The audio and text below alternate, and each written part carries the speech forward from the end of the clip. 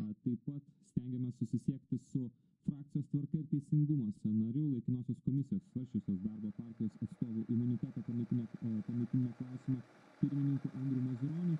Taip pat liberalų sąjūdžio frakcijos seniūnas Eligijus Masiulis turėtų būti mūsų laidoje. Suprantame visiškai, jog šiuo metu visi šie politikai yra Seimo salėje dar karšti turime susitarimus, kad su visais jais nepavyksta bendrauti telefonu, tačiau iš karto atsiprašau dėl keletą techninių problemų, kurios gali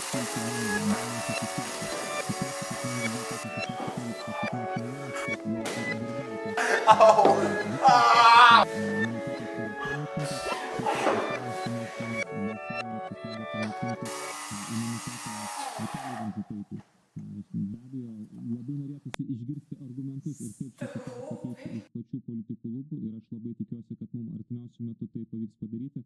Štai mūsų darbuotojai jau rodo, siunčia man signalą, jog turime vieną iš pašnekovų. Tiesa, dar nežinau, kas jis toks. Labą dieną.